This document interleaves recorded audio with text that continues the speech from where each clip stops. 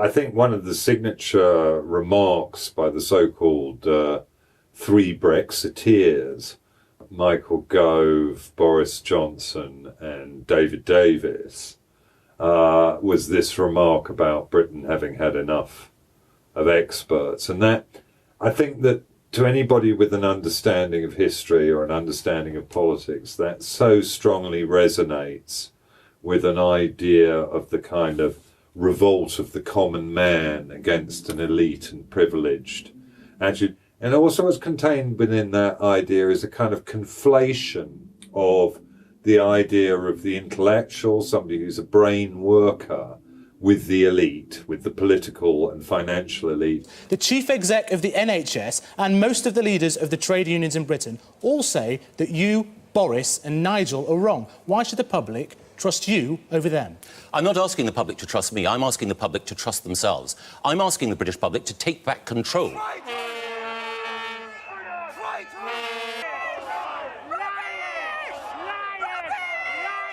I actually think that what Gove was articulating there is a kind of perennial problem with anti-intellectualism and anti-expertise in English society.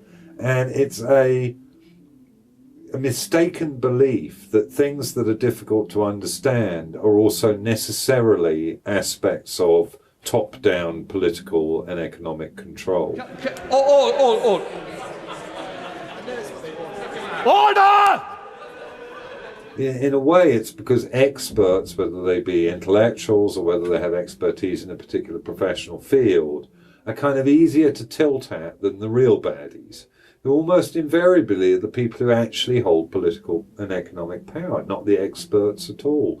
So I think that's worrying. It rings alarm bells. One thinks of the kind of aggressive anti-culture and anti-intellectualism of right-wing and fascist movements, though let's not pretend that the sort of communist movements have had that problem as well to some extent. But I also think that what Gove was reflecting was the fact that Brexit is predicated on, or the idea of Britain leaving the European Union. There are a whole cluster of ideas bound up around this idea, many of which don't really belong there, so it's always going to be an uncomfortable fit. But most clearly is an idea that is in its very essence literally reactionary. It's literally an idea that Britain can somehow reclaim something that is lost. Well, you know, there are no second acts in history of any kind whatsoever. Things tend to happen once. Events might be perceived to have a similar form, but they're always different for obvious reasons. And this attempt to kind of go, you know, as it were, forward to the past is very, very disturbing and worrying when it comes to how that's actually going to play out in terms of policy. In terms of the relationship between political leaders and an electorate, it's also quite clearly an appeal to heart over head. Yes, we will be saying that we are taking back control, and we will in due no course... No French, no Spanish boats at all in those We will waters. have control. We will take back control of our laws. We voted to take back control of our borders. Now, when you bring feeling into play in a calculus of political decisions, then you're looking for big feelings that unite people in big and cooperative ways. So the question is this idea of forward to the past and this message, this kind of dog whistle message of anti-intellectualism, anti-cultural elites? I think there is a mindset amongst the cultural and the political elite that their role on the planet is to direct the lives of the rest of us. They think that ordinary people need to be controlled and looked after. They think the world needs to be ordered from above and that they should be the ones doing the ordering. There's a tremendous snobbery built into the whole project. The idea that you are part of the elite which should decide how the little people live their lives. These people up here, the intellectuals, are looking down on the plebs. Is it enough to unite people who feel disaffected, who haven't seen their real wages rise for 30 years, who feel left out, and most crucially important in the kind of societies we have now, feel that their work is not meaningful? You know, the kind of work that's available to them, 0 hours contracts in service industries of one sort or another, doesn't provide them with any sense of worth or engagement with the material reality of their lives. So is an appeal like that, Britain has had enough of experts, going to be enough to, both unite people with this surge of feeling and also somehow coordinate them or allow them psychologically to fall into a coordinated group who will carry the kind of project of re-establishing this storied past, storied in the sense that people tell a lot of stories about it, but we're not sure it ever existed. It's a kind of uchronic period when Britain was somehow marvellously autonomous and self-determining and exhibited. Another thing that the Brexiteers were particularly keen on was the reassertion of parliamentary sovereignty, of this idea that Parliament represents in its deliberations the kind of concentrated will of the people. Again, the emotive ideas have to be very powerful and they have to connect very strongly to the legitimacy of the institutions they're calling up in order for that to work. In other words, you don't just need a lot of people who think, oh, we've had enough of experts. You need a lot of people who think in thinking and feeling. Ooh, we've had a lot of experts. Also think, and I must pick up the litter, and I'm not going to waste money on a new flat screen TV, and I'm going to volunteer locally. And, so can you really do that with, we've had enough of experts? No, quite clearly not. It's not of that order. The other problem, I think, the immediate feeling one has when Gove said that was, well, of course you'd say that because you're the quintessential non-expert. Because a journalist is by definition an expert non-expert. That's what, I speak as a journalist myself. We are trained to be very, very, very broadly shallow. That's what we do. Our skill is in mastering a brief, rather like a lawyer, and then presenting it to a public. We're the opposite of experts. And, it's fascinating to me that we've seen much more in recent years of government by journalists. People desperately want us to put a stop to the illegal practices, to ensure the independence and effectiveness of the police, and to establish a more healthy relationship between politicians and media owners. Johnson was a journalist, Gove was a journalist. Kind of journalistic mentality, and you often feel when they were making these pronouncements in the run-up to the referendum vote in June that they were speaking in their own imagined headlines or pull quotes, and that they were making up policy with an eye to its position on a web page or on an actual physical newspaper page, rather than how it would play out institutionally. And yes, I wrote recently on the lack of transparency about the government's negotiating position. They have to remain within the emotive parameters described by a comment like that by Gove, because once they get into the practical realities, they get into the problem of people's rational calculus of expectation. Tomorrow, a report by a group of MPs will call for more government help, and it's been backed by the Archbishop of Canterbury, who writes in a paper today that he was more shocked by the plight of those at food banks here than of those he'd seen in a refugee camp in the Congo. There, he says, it was somehow expected, but it was not to be expected here. So what's your rational calculus of expectation of an independent Britain in a difficult geostrategic position with global warming strongly impacting on the world's possibility to continue the kind of growth that capitalism tends to thrive on? I think a sociologist friend of mine says, a capitalist economy needs 7% growth a year in order to satisfy the people at the bottom of the heap. That's been our problem for capitalism recently. It's only managing 2% growth. So, is this kind of anti-expert idea enough to deal with all of that, or to provide either the practical thinking or even the psychological armature to move forward into this brave new world? And of course, it's a threadbare concept. It's a worrying and divisive concept, and it doesn't really take you anywhere ultimately. So that is a big worry. What is it that gives me hope for the future? It's an interesting question to be attempting to answer in November of 2016. In my view, this year, between 2008 and 2016, in other words, since the financial crash, it's not about that we don't really care that much how they're going to fix the economy, how they're going to fix the whole situation. Our job is to make money from it, and Personally, I've been dreaming of this moment for 3 years. I have a confession, which is I go to bed every night, I dream of another recession. I dream of another moment like this. Why? Because people don't seem to maybe remember, but the 30s depression, the depression in the 30s, wasn't just about a market crash. There were some people who were prepared to make money from that crash. And I think anybody can do that. It isn't just for some people in the elite. Up until the year that's included the vote by Britain to leave the European Union and the election of Donald Trump. It's kind of interesting confusion there. I wonder what that means, what a Freudian would make of Donald Trump. Donald Trump as the US president. I would regard those 8 years as being the paradigm shift in terms of what's going to be happening in the world. As some of you heard, the state of Hawaii released my official long-form birth certificate. This morning, our first glimpse of the president-elect Donald Trump, just hours from becoming the 45th president, and the woman about to become First Lady, Melania Trump, leaving Blair House. At the same time, President Obama's final moments in the Oval Office, seen through the window, leaving a letter for his successor. And, you know, I'm very conscious as a pedagogue, somebody who's involved in you know, what the literal Latin meaning is a leader of young men, you know, who's interested in trying to help people who I can see facing this. And I think a lot, of course, obviously about how the world was when I was in my early 20s, when I was finishing university, when I was looking ahead.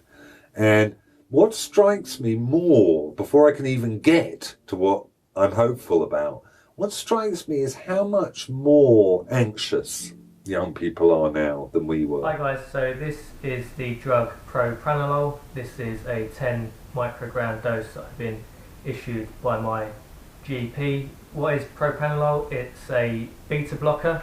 It has many different uses in medicine, but I've been prescribed this to help with anxiety. And this despite the fact that when I left university there were 5 million people unemployed in Britain. Thatcher was in power, had been in power for 3 years. We were losing manufacturing jobs hand over fist. You know, the Falklands War had happened again. You would think a lot of these things that you would imagine hit some of the same buttons in some of the same combinations. And yet, and we were still living under the shadow of the mushroom cloud. We were still living under a dispensation of mutually assured destruction. There were genuine fears about Soviet aggression, particularly in the early 80s. The Americans were bringing in nuclear-armed cruise missiles to bases in Britain. We were all protesting against that. And yet, we weren't as anxious, I think, as a lot of people are now. And you know what? I think people are right to be more anxious now, oddly. I mean, obviously that's with the benefit of hindsight, but my suspicion is they are right to be more anxious. And the whole of my adult life, and particularly my life in the last 15 or 16 years, has consisted in abandoning the kind of hopes that I felt sustained me for many, many years. And it's a very harsh lesson. And it's one I don't even like to share with the generality of people, because it doesn't just, rain on their parade. It doesn't allow the parade to be scheduled in the first place.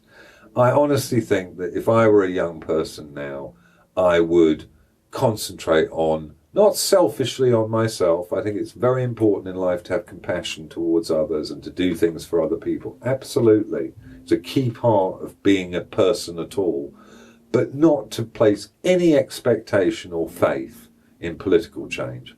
I'm sorry, that's not the story of your era. The story of your era is going to need to be stoical, perform, as the great Zen poet Basho says, perform random acts of senseless generosity, engage with your work, enjoy the spectacle of life, but I wouldn't place any great expectations on the idea that society and political systems are in some way evolving and progressing, and that if you can just figure out how to get your shoulder to the wheel in the right way and encourage some other people to get their shoulder, that the whole thing is going to move on. I'm sorry, I really would abandon that idea. And I think you'll have a much happier and more productive life, incidentally, and probably end up doing more good.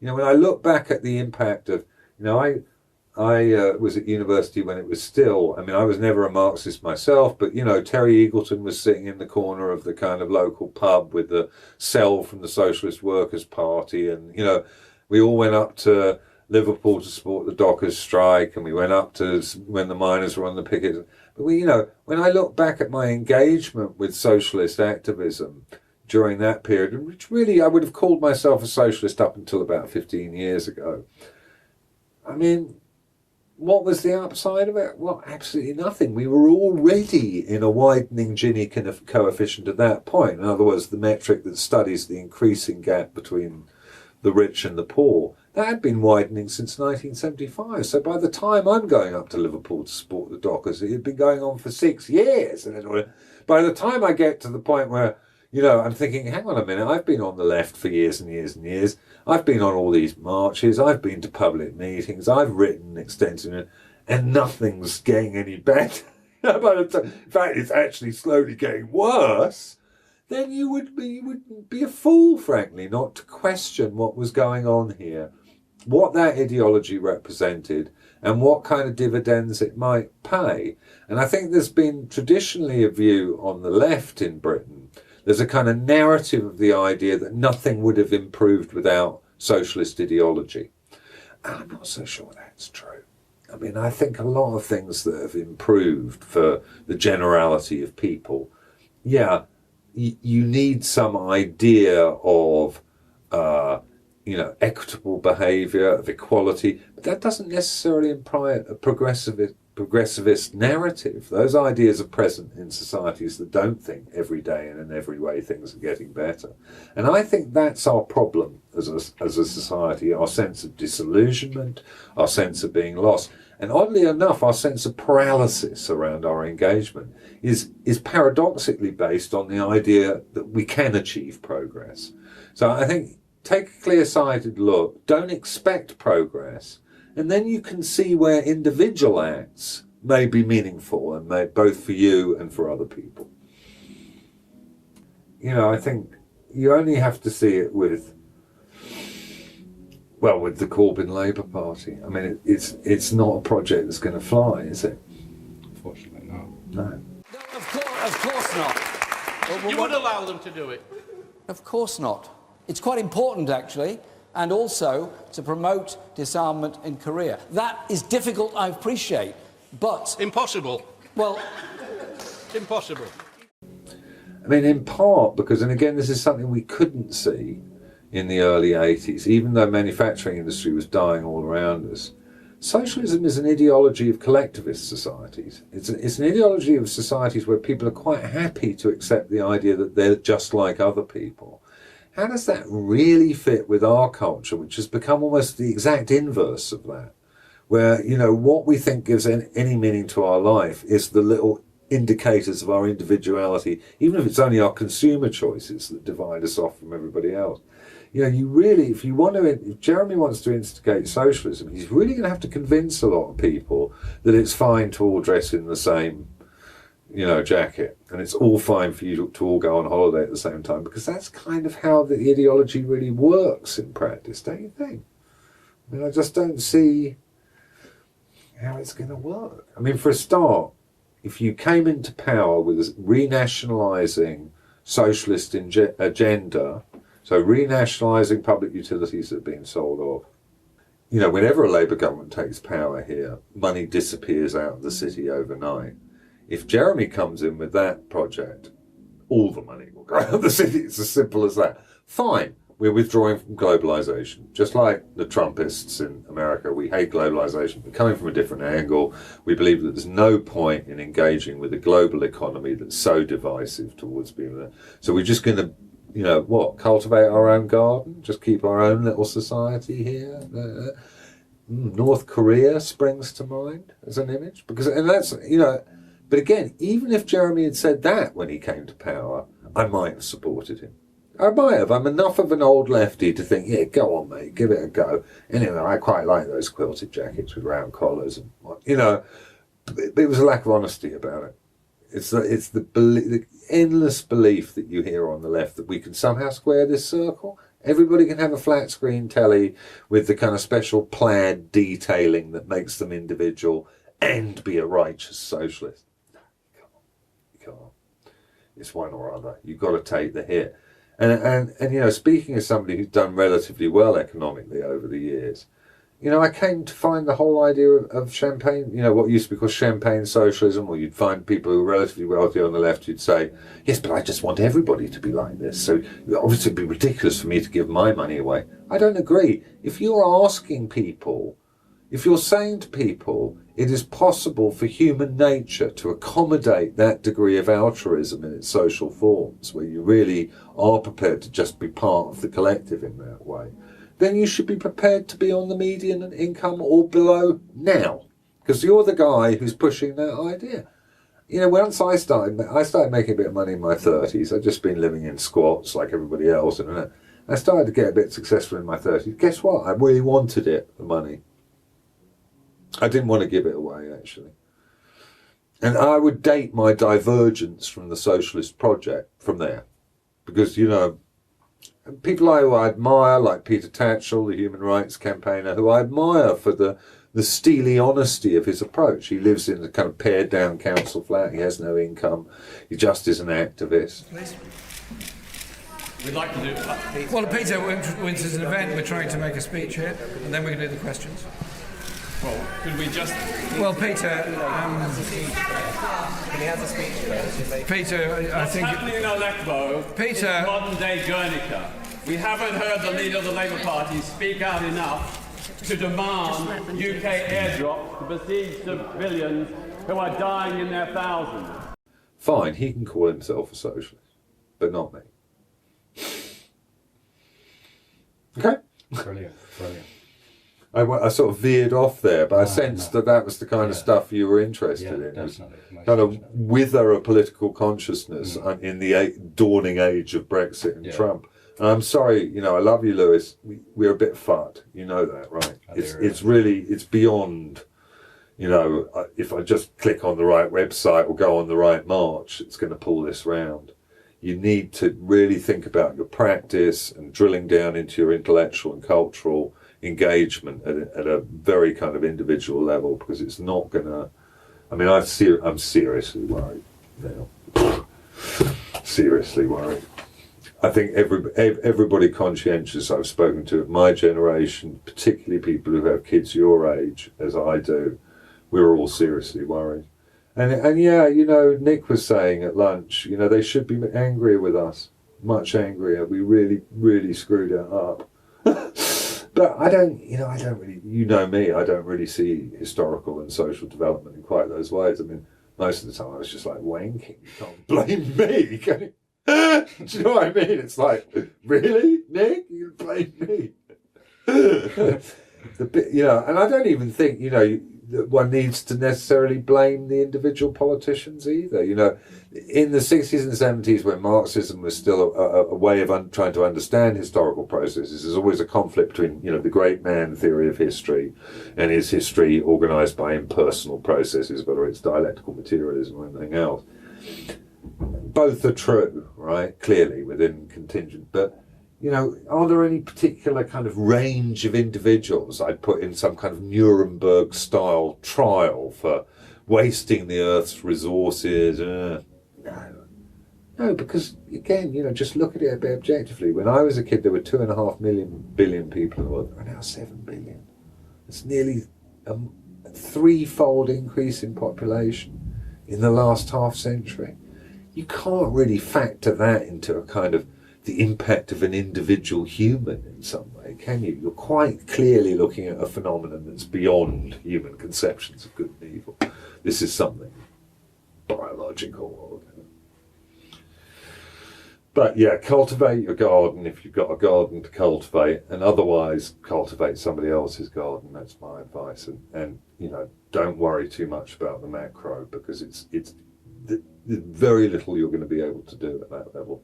Even collectively, because the institutions for effective collective action are no longer there. You know, the union movement came out of people working in large factories together, living together, going on holiday together, in very rooted communities where they saw each other every day. You would have to replicate those kinds of social and, dare I say, economic conditions before you could generate the kind of socialism that people like Corbyn think is in some sense their legacy. But it's not. He went to a grammar school, grew up in a middle-class family, and has been a professional politician all his life. He doesn't know sod all about what it's like to live in a working-class community and be a working-class socialist. So it really doesn't copy, in my mind. Okay, that's it. I've got to stop ranting now.